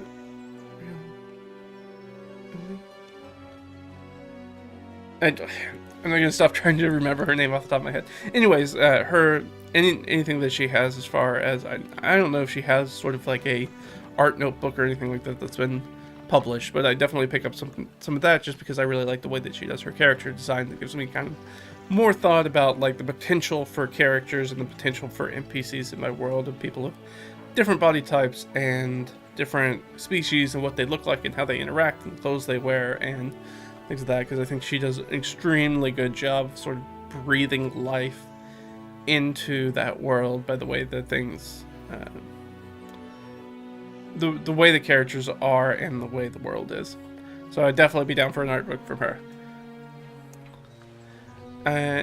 Obviously there's some obligatory D&D books mentioned. The new 2024 books are coming out. DMG, at the time of recording this, DMG just came out pretty recently. I have not had a chance to read through it yet. I have not bought a copy of it. My friend has a copy. I might borrow it from them. We'll see how it goes. Or I'll get around to it eventually. I still have the player's handbook, and I'm not technically through reading the player's handbook yet. We've been kind of going class by class as we're doing a bunch of one-shots, so I'm getting a good handle on the game in general and some of the changes to the classes and spells and things like that, but I have not sat down and read too much of it, just bookend to bookend. So I'll do that at some point, maybe.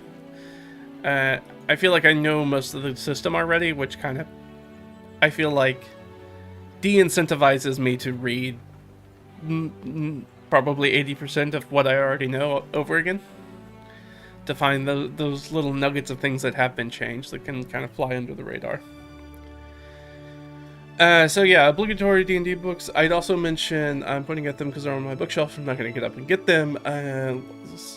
Ghosts of Salt Marsh, the Tales from the Yawning Portal, those sort of D&D adventure anthologies. I like a good adventure anthology. I prefer shorter adventures.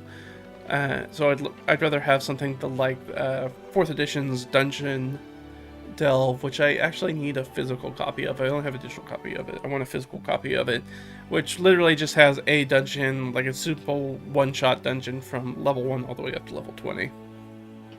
They're super fun.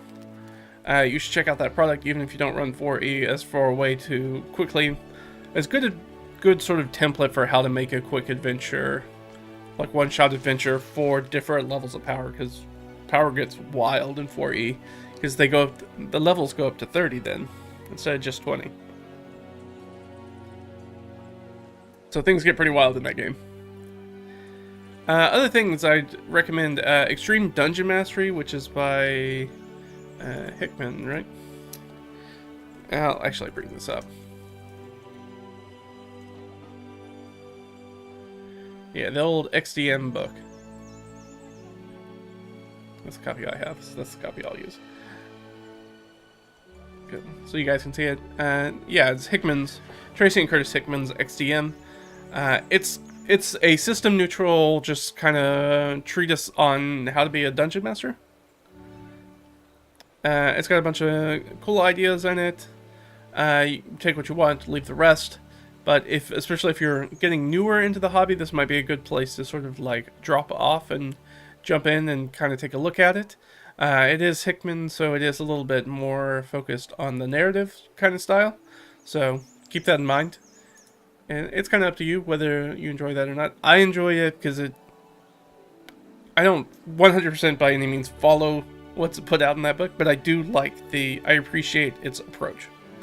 And I feel like I'm a better dungeon master and more well-rounded game master for any system because I've taken notes out of that book.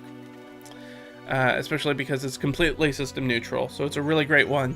I did that one, or another good one would be this one, which is So You Want to Be a Game Master. This is by Justin Alexander of the Alexandrian fame. This is a book I have not read yet, so I am recommending a book I have not read. I have it, it's just I'm in the middle of another book right now. So I will read it, but I feel confident in recommending it based off of all the Alexandrian blogs that I've read up till now. And he has his own YouTube channel, so you should go check him out if you haven't. I'd say that he's a little bit more advanced ideas for game mastery. So if you're trying to get a gift for somebody who's brand new to the hobby, this massive chunk of book is not what you need. You don't need this book. This book has,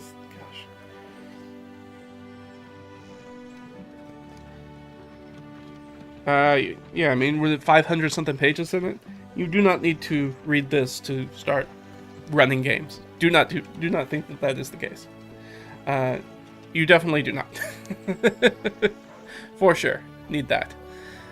But it is a great. I definitely say if you feel like you have a good handle on whatever system you're running as far as the rules, and you feel like you're reaching a place where you kind of feel like you're kind of running the same adventure every time, and you're trying to learn how to reach that next level as sort of a dungeon master, game master, then that's when you start picking up stuff like that and start reading into it and thinking about, okay, how do I do more and do better at doing more? And that's definitely what I do. Again, if you're just starting out, I'd probably recommend the Monsters Know What They're Doing series, especially if you are a dungeon master or game master who struggles, or the person that you're bearing for seems like they struggle with combat, like running combats that are good, and maybe they complain about, that the players always overrun their combats or something like that. The Monsters Know What They're Doing is a very good resource for that, to kind of give you an idea of like, okay, here's how the monsters' tactics might work, here's how they might group together, kind of give you those ideas of how to better sort of synergize encounters and make them a little bit more deadly, a little bit more challenging for your players, and maybe require something that's not quite as straightforward. Maybe it's got a little stank on it, an encounter that's got a little weirdness to it. That's not what they're used to. But I'd say check that out. As just becoming a better game master, we have the XDM book. I'd also point towards, I don't have the physical version of it, but Return of the Lazy Dungeon Master. This is the Lazy DM Companion, which I think is a really great book. It is a print on demand, so I don't love the quality of the book, but the information in it is very good, especially if you're a newer DM or you're just trying to mix things up. This is really good. It's got a bunch of tables in there to help you kind of figure things out, how to run adventures, some very basic, very clear advice about how to do things, which can be really useful. So I'd say definitely, I use this actually quite a bit. I like it a lot, especially when I need to make an adventure real quick. It's super useful for that. But Return of the Lazy Dungeon Master is really good if you are just starting out and you want to try to figure out. I think it's probably the easiest entry point as a fundamental way of trying to figure out how to do prep, how to run games, what's important, what's not important, and help you start as a starting point, start there, and then figure out what does and doesn't work for you as a dungeon master, the specific game you're trying to run, and the specific players you have at the table. Because those three variables are going to change what your prep and games need to look like to be successful for everybody and enjoyable for everybody that's around. But it is I think it's probably the best jumping off point to figure that out is Return of the Lazy Dungeon Master. I'd say if you're also looking for just good, solid dungeon mastering advice, I'd say, I'm going to point at it, it is the Paizo Game Mastery Guide. At least the first edition one. I don't know about the second edition one. I have not read it, but the first edition one is considered to be one of the best written game mastery guides for being a game master for any system. Most of the information in it is incredibly system neutral. It's not about Pathfinder at all. Now, of course, once you get into like the NPCs and making specific towns, they have some of that stuff, but a lot of it's just very basic advice about like, here's how to run an encounter, here's what to think about your players, here's what you maybe want to keep an eye on when you're crafting an adventure, how you turn adventures into campaigns and things like that, and how to plan those things out. That's probably one of the best ones. I would also argue 4th edition's Dungeon Master Guide 1 and 2, because there's 2, is really useful. 4th edition, for many of its critiques, and you know, it's got plenty to critique. I will say that it is probably the Dungeon Master Guide that's written the most to be like, here is a guide for how to be a Dungeon Master. Like, it's an entry point, assuming that the person who picked up that book and is reading it doesn't know what they're doing yet. Which can be very different from other Dungeon Master resources or rules books, GM's guides, whatever you want to call them.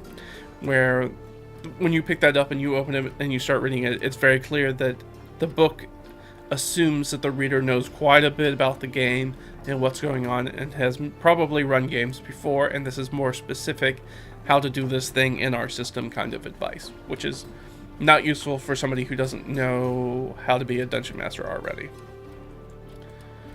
As far as making adventures, I'd probably recommend, even though it's a book that I don't actually use very often, even though I have it, is the Tome of Adventure Design. Lots of people love it, including published, well-known published D&D authors, creators, people who make adventures as their trade, as how they make money. Really love the Tome of Adventure Design. I think it's okay, and that's my opinion on it. But I do point other people enjoy it, and it is useful. I have made adventures with it. It is useful. It does what it says it's going to do. It's just not my favorite. It's kind of, I'd say it's overkill. It's probably the best way for me to describe it, is that it's got so many very specific tables in it that I don't find it as useful. What's a good way to explain my feelings about this, actually?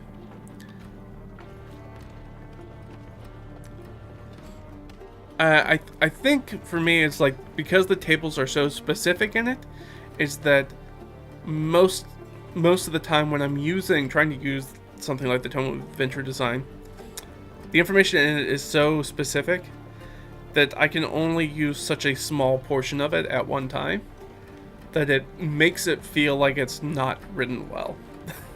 Like it's not organized and put together well.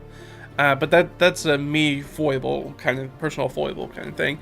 Because I'm like, it's a really great resource, in my opinion, if every time I pick it up, I barely use any of it. And I'm like, maybe not. So that's going to be up into your interpretation, but it is well regarded as being probably the number one name in sort of helpful GM books for making an adventure. I mean, it's going to be a very D&D inspired adventure because that's sort of the fantasy genre it's in, but it does very good at what it's supposed to do, regardless of my feelings about it. And then the last thing, if you're trying to get a gift for somebody who has been playing the hobby for a while, maybe that's a few years, maybe it's a few decades, you can start to kind of figure out maybe a new TTRPG system, because there's always going to be something that they haven't read or they haven't played or they haven't really experienced. There's always going to be something that they're like, oh, I've always really wanted to play. I said Deadlands earlier, so let's use Deadlands again. I've always wanted to play Deadlands, but never had the book, and I never really found anybody who was like, oh, I really want to play Deadlands like I am. So I just really haven't done anything with it, but it's always been a system I'm interested in. So that's when you're like, all right, here is the Deadlands book. So now you don't have an excuse. You can at least read it and decide whether you want to run it or not. So that's usually where I reserve is like, if you have somebody who's super new to the hobby, maybe don't buy a new TTRPG system for them. They may still be trying to get understanding D&D like under their belt. They're not quite ready for that yet, or whatever the system is they're playing. So it's something, but once they've been around for a while and you played a lot of games, you're like, well, I feel like I've done most of what I feel like I can do in D&D. And so now when you look at maybe there's a different system that allow me to experience a different kind of game, we can tell a different kind of story, something like that. So at that point, that's when I'm like, oh, well, maybe new TTRPG system is right. And you can jump out there, and there's so many to choose from, but just from like a bullet list, kind of off the top of my head, kind of good, solid choices probably for anybody. Call of Cthulhu, if you have somebody who's interested in more investigation stuff and doesn't like as much combat, Call of Cthulhu would be that. It's especially if they're into sort of like cosmic horror, eldritch horror kind of stuff, they're gonna enjoy that. If they like something like The Expanse, I mean, you could just get The Expanse tabletop game. But there's also Traveler, which is a harder, gritty, harder kind of sci-fi game that's fun, where you're jumping around doing jobs in space. If you're looking for something that's maybe OSR adjacent, like the old school Renaissance sort of adjacent, probably Shadow Dark if they're coming from the 5e side, Shadow Dark. Otherwise, you can kind of take your pick as to which OSR clone is your choice. There's a lot out there. There's Kane, Morkborg, Lamentations of the Flame Princess, White Hack. I mean, you can kind of pick your poison there, and there's no real right answer. So just kind of look around. Maybe there's popular, and usually those are relatively inexpensive. So if you're looking for, you can actually pick up maybe multiple OSR systems for what it might cost to buy a normal big 3 rulebook for a system like D&D. Whereas that, in D&D that'll run you $60 a book, 3 books, $180. You can buy a lot of OSR games for that, because they're usually in closer to about $30 if I remember correctly, because a lot of them are more pamphlet style or smaller form factor. And have less color art and printing costs, and they're cheaper to produce. So you might be able to get a handful of them for the same price and try out a bunch of different stuff. Of course, if we're going to talk about systems, I'm always going to shout out Starfinder. I really enjoy the Starfinder system. I don't know about the new Starfinder yet. Haven't messed with it at all. If it went in the direction of Pathfinder 2, I'm probably not going to like it, unfortunately. But I do like Starfinder 1. I like that system quite a bit, and I've only played some of it. I haven't played a bunch of high-level stuff, but I do enjoy it, and it is a fun D20 shooting lasers kind of game. Savage Worlds, always going to shout out Savage Worlds as a kind of a universal role-playing system, not GURPS, but in that same way. The Savage Worlds can be reskinned to do, I've done it with fantasy, I've done it like Golden Age of Piracy, I've done modern day, I've done sci-fi in it, so it's good for doing any of those.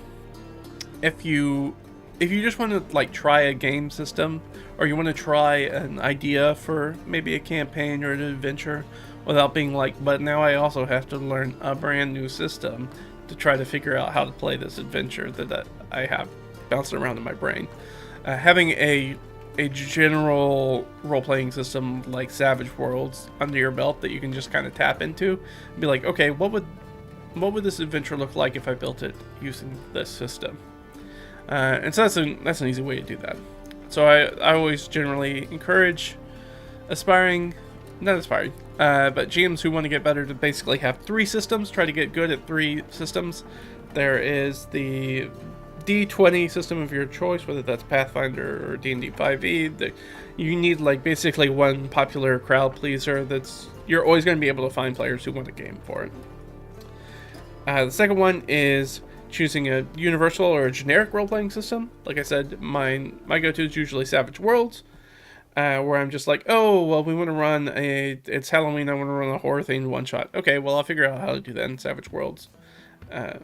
Actually, that's a bad example, because we could just play Dread. as a one-shot. But let's say I wanted to do it post-apocalyptic world 1. And I'm like, well, I could pull out Apocalypse World and figure out and teach my friends how to play that. And that wouldn't take too long, but they already know how to play Savage Worlds because I've run them through other stuff in it. And I already know Savage Worlds pretty good, so I can just do a post-apocalyptic thing with Savage Worlds. And you could do that. Other ones would be like ICRPG. I think I pulled it. I did not pull that one down. Oh, no, I did.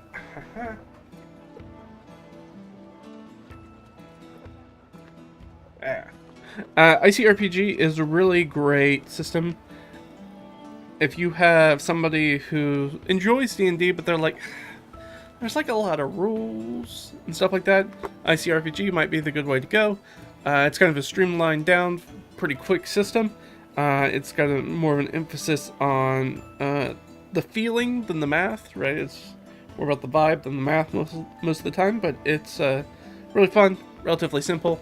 So this is really good. It also has a very, very good game mastery section in it as well, which is worth the price of admission for trying to figure out how to do stuff. This is also, ICRPG is also in its own way kind of system neutral, because it has a sci-fi, a fantasy, and a Weird West setting built into it. Actually, I think there's some post-apocalyptic stuff in here too, if I remember. Maybe not. Maybe I'm just thinking about the race. Yeah, there's mechs and like machines and all sorts of weird stuff in that book. So it's a really good book. So if you're looking for that first sort of like jump away from something like D&D, this might be a good one. Runehammer also published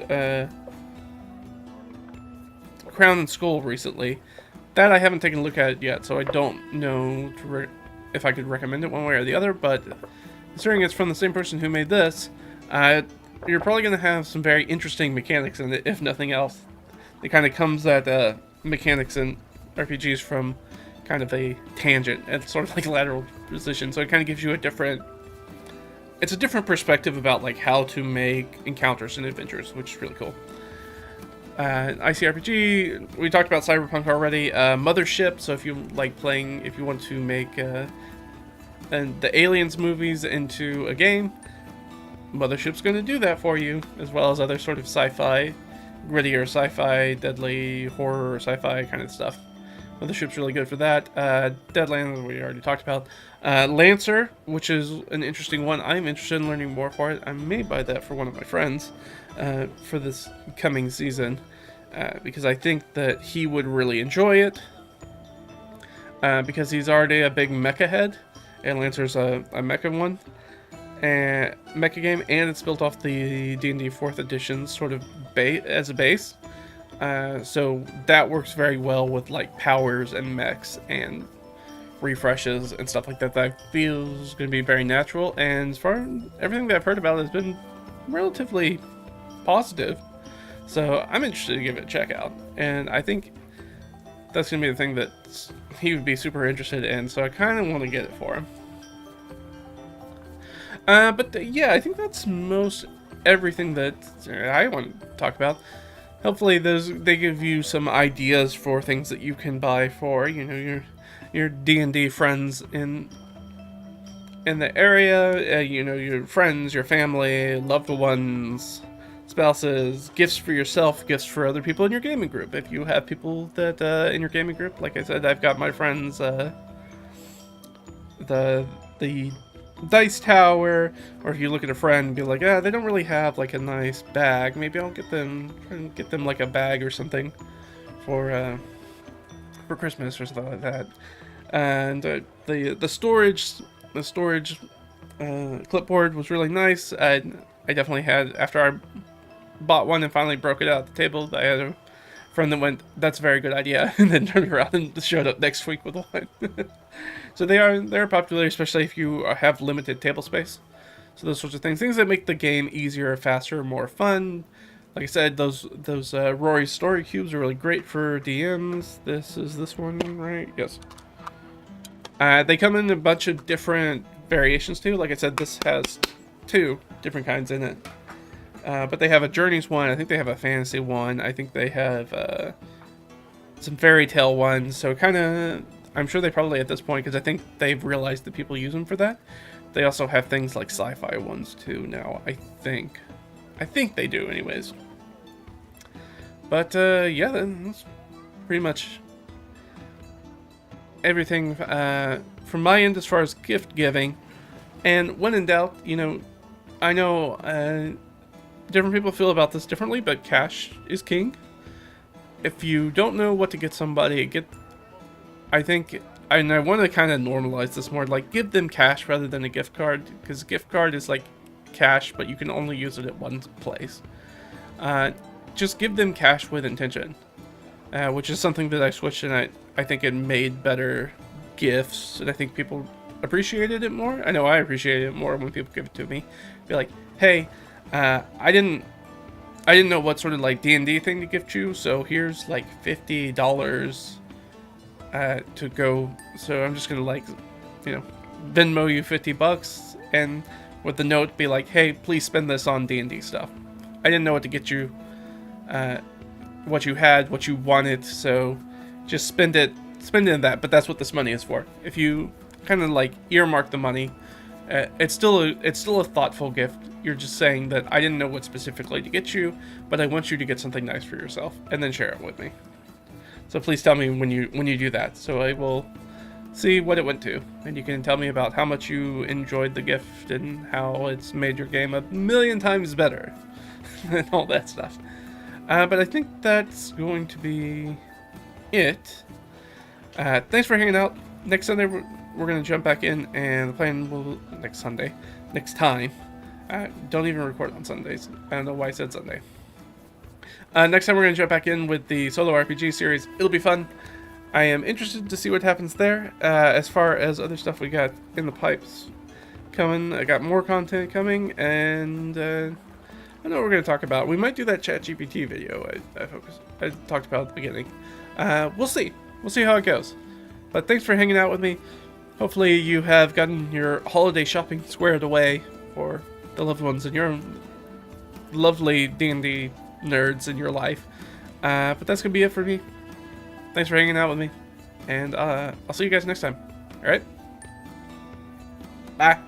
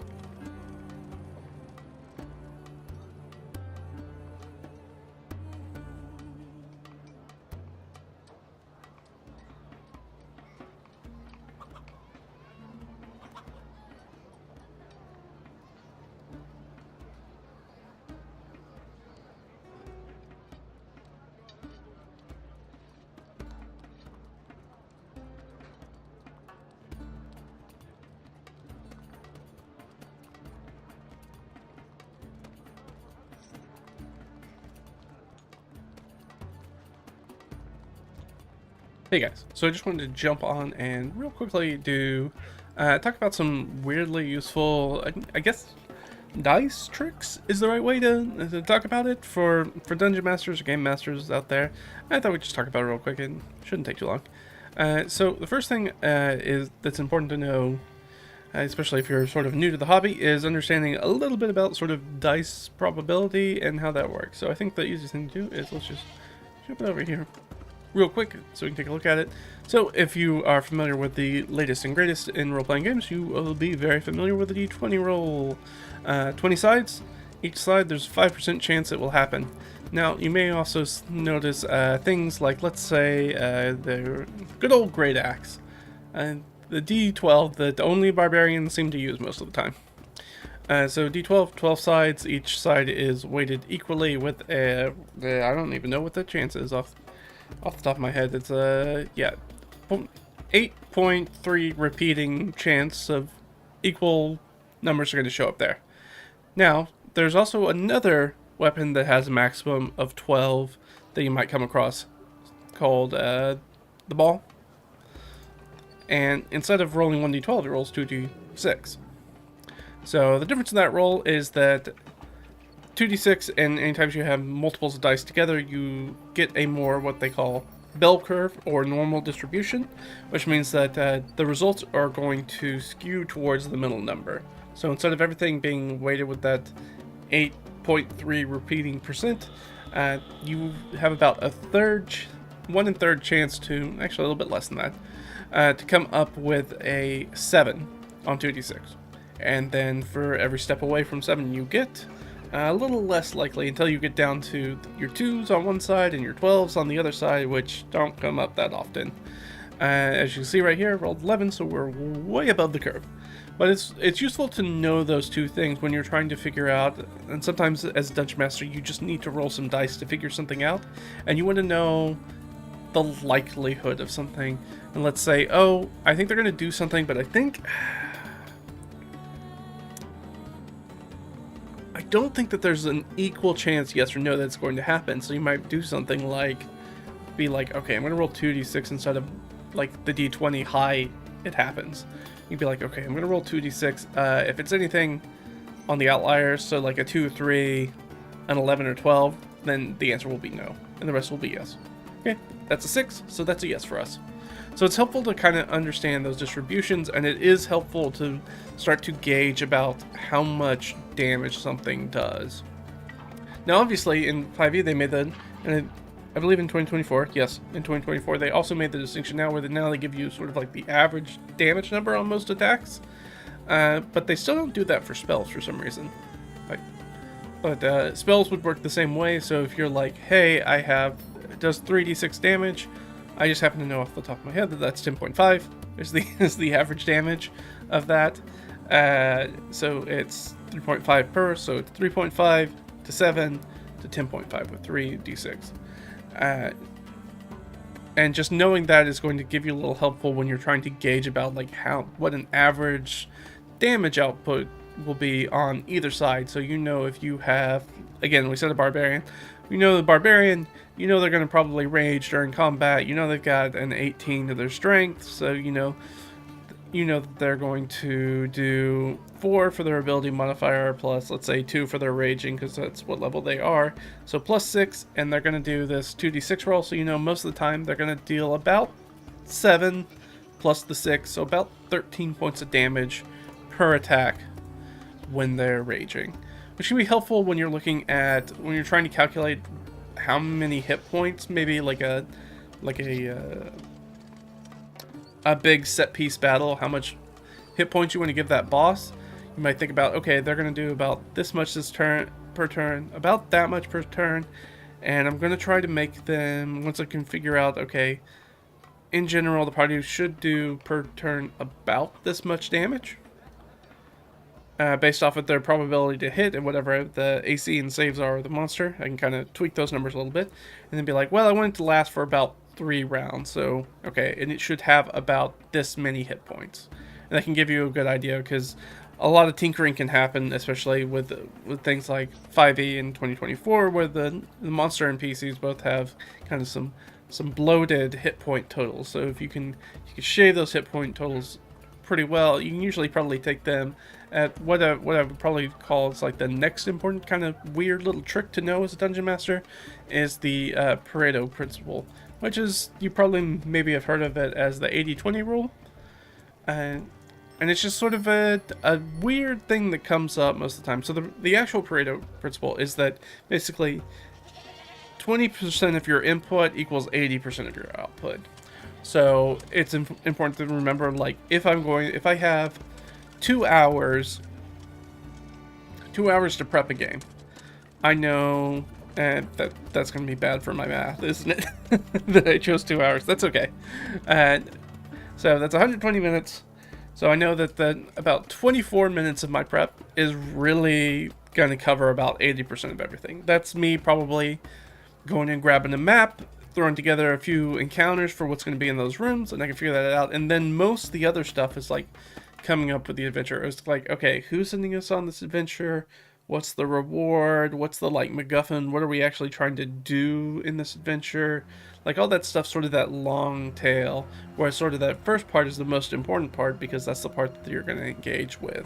So, yeah, that's basically telling you is that, 20% of your input's going to equal about 80% of your output. But just 20 and 80 in general is a good number to play around with, especially when it comes to percentages.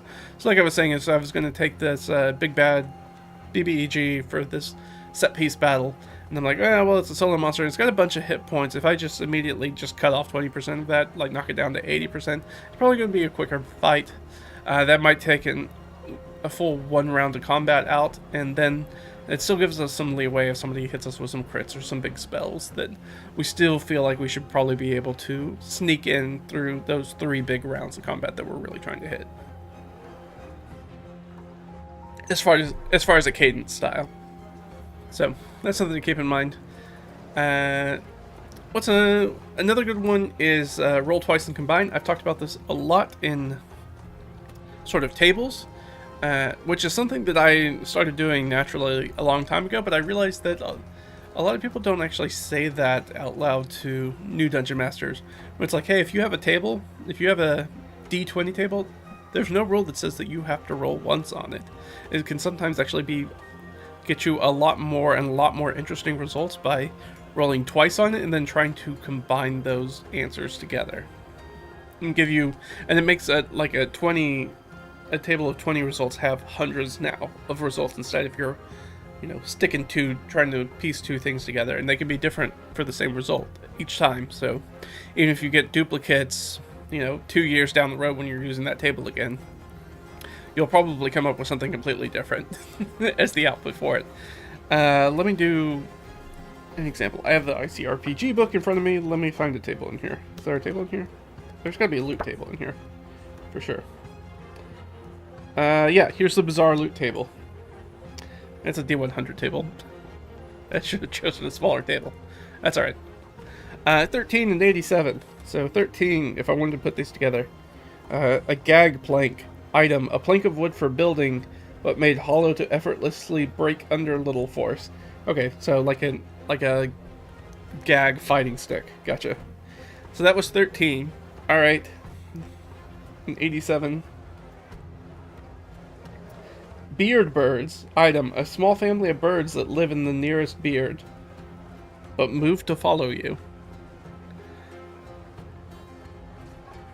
Okay, so if I wanted to combine those together, I'd probably be like, as you're inspecting the room, you realize that there is a false plank in the floor, and you're able to break through it, and you find underneath the floor there's a humanoid corpse, and that's sort of like desiccated and dried out, and there is a family of ground birds nesting in that beard. So as you pull the plank off, they kind of jump up and they start cheeping around and following you around. You have now inherited 1d4 baby birds that now trail you and try to live in the nearest beard. So whoever's got the beard in your party is who it's going to jump to, or seems most capable of growing a beard if nobody has beards, I guess.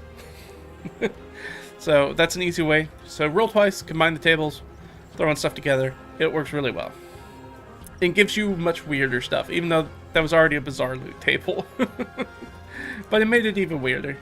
Another one, kind of talked about it earlier, or at least alluded to it, is I like to use a little high-low method. Lots of streaming DMs, I feel like, do this. I think Brennan does this quite often. It's sometimes referred to as a luck roll or something like that, where you just roll a d20 and be like, hey, if I think of something as Dungeon Master and I think it might impact them or impact what decision they make, or they might know about something, I'll be like, hey, give me a luck roll. Or usually I might ask them to roll it, or I might go, something is going to happen this turn, and I need to figure out whether something's going to target you or not. Right, I need you to choose high or low. They tell me, I roll the die, it doesn't have to be a d20. If they chose low in this instance, then whatever's most beneficial to them happens. So if I was targeting people for an attack, that person's not going to get targeted. We're gonna attack somebody else. But if they had guessed high, then they get the detrimental effect. So it's just kind of a luck die, and you can do it with any die because anything can roll high or low. And even though I say high or low, it doesn't mean that it has to be 50-50 weighted too. I might go high or low, but it really there's still an unlikely chance this will happen. So let's say if they choose high, and I'm like, all right, well, on a 19 or 20, if I roll a 19 or 20, it happens. Well, I couldn't have scripted that. Natural 20. So it happens. Great boon for you. So high or low is a lot of fun to play around with. Another one that's really fun, and we're gonna talk about connecting it a little bit with one of the other ones, but is the power law. So power law it's a thing that happens kind of in nature, and I first came across it with studies of I think population centers, where you basically have 1 and then 50%, and it's kind of, what's the easiest way to describe it? So it's when you want to know sort of deprecation of something. It's very useful for modeling a deprecation of something. So if you're like, okay, well, let's say you guys are going to a village that's been in trouble for some time. Let's say they've been accustomed to these troubles for 2 years. So you go, okay, so at the beginning their population was, let's say, 100. This little hamlet, or let's say it's a village. It had 1,000 people in it. It was a bustling, thriving village. It has 1,000 people. Trouble showed up after that first year. They lost 50% of their. That's the biggest jump. So after the first year, half the people had either died or moved away, fled the village as much as they could. So there's 500 people left in that. And then after that, the next one is, instead of doing half again, you do 1/3 of the total. So now there's 333 people here after the second year. So it does kind of give you that more sort of like logarithmic kind of curve, which can be a hard thing to model with head math. So the power law works really well from that. So it goes, one thing, 1 divided by 2, 1 divided by 3, 1 divided by 4, 1 divided by 5, 6, 7, 8, 9, 10. You can keep going on and on and on. So then you get that sort of long tail, that logarithmic long tail of stuff. It's a useful thing. It's just one of these sort of like little tricks, DM tricks, that you kind of come up with and be like, okay. And you can do that sort of quick math once you kind of understand things like that and the Pareto principle and stuff like that. And go piggybacking off of that, another sort of like weird, fun dice trick you can do. So you could do dice tricks with power law too to figure out where you are, but that is going to be a little bit more concerned math-wise. But it can be fun for like pricing things, and you can use it in reverse too, to make things expand in price instead. But I want to talk about pyramids. Pyramids are fun to play with. So there's D6 pyramids and D10 pyramids. They do the same. So if you've ever been, bowling before or done something like that, you're going to be familiar with a 10-point pyramid, because that's how bowling pins are lined up. So you have 1 at the top, then 2, then 3, then 4. So this is when you want sort of like a steepled odds for something. This is really good if you want to do, like and you do the same thing for D6. So it's 1, 2, 3, 4, 5, 6 across the bottom. So let's say you're coming into a new town and we have to come up with an NPC that you stopped on the street to ask, and I'd be like, I don't know what sort of like social class this person is. They could be low class, middle class, upper class. And I'm like, okay, I rolled a 1, so you've managed to stop a very sort of like important noble person in the city. And now this is going to frame your conversation with them depending on what you're asking and how you look and whether people know who you are or don't, or you just look like... If you are a bunch of fully armed adventurers and you're walking down the street and then you turn to interrupt a noble crossing their path, they might think that you're trying to rob them because you're heavily armed and armored. And 5 of you just like stepped in front of them while they're walking down the street. So they might freak out and run the other direction. They might have guards that step in front of them. It might put you off if you don't have anybody in your party who's also a noble or high-ranking social strata to be able to have that conversation. There's a lot of stuff you can do with like the little pyramid things. So if you might go, let's say they're running through this abandoned city, and I'm gonna say that it's most likely that they're gonna come across, let's say undead, and then what's something else they might run into? They might run into like scavenging bandit thieves, but I think that's gonna be really rare. Maybe it's more likely that they run across some other sort of monstrosity that's living in here. So you're like, okay, we'll do the d6 again.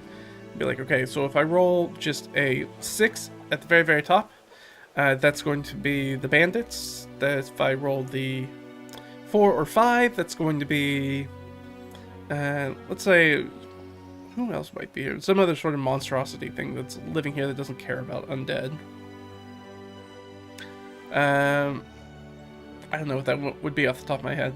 Maybe like a corpse collector or something like that. We'll make it a construct. It's some sort of corpse collectors, things like that. So that's if I roll a 4 or 5, and then if I roll a 1 through 3, it's just undead.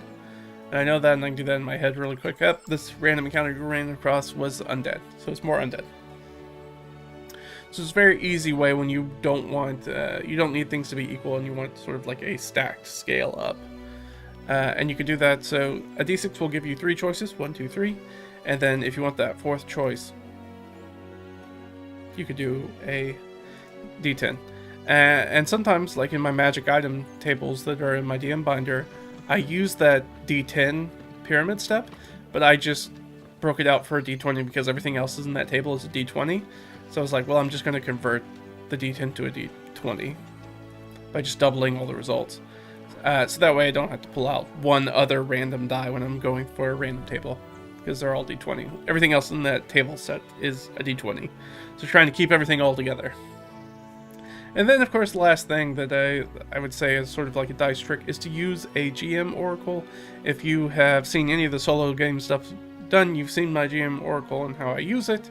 But it is super useful for when you're running games and, you know, people ask you stuff that you didn't prep or wasn't expecting, and you just kind of draw a blank and you'll be like,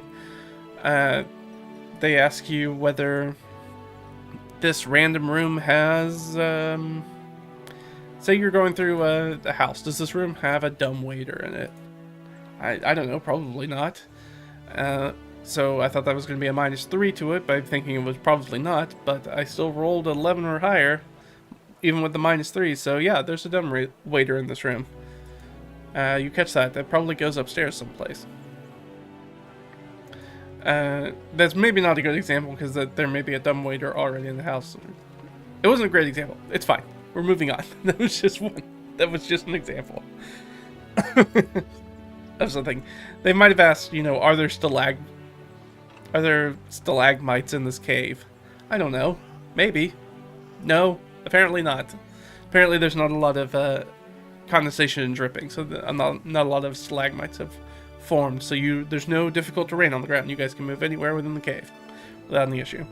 So it's very helpful for just answering questions, either that players ask you at the table or that you just need to answer for yourself. Or you're like, ooh, I don't know. Is the big bad guy also had to do this thing? Is he still here? I don't know. I'll just roll a die. Okay, yeah, he's still here. Okay, so he was supposed to leave, but he hasn't left yet. Okay. Something like that. And anytime that anything's kind of in flux and you don't want to, especially in a situation where you think like you might be leaning towards one option, I mean, you can always just choose the option. You can lean into whatever you want. But if you're like, I want it to be more fair, like I think it's a random chance whether this thing happens or not, then you can use the GM Oracle die. But that's it. I just wanted to jump in, kind of record this. Super easy. Things that I find useful that I've sort of built over the years. There are things that I don't really see a lot of other sort of people talk about as far as in the DM, GM sphere, advice, whatever you want to call this kind of content. But that's it. Thanks for hanging out. I'll catch you next time. Alright? Bye.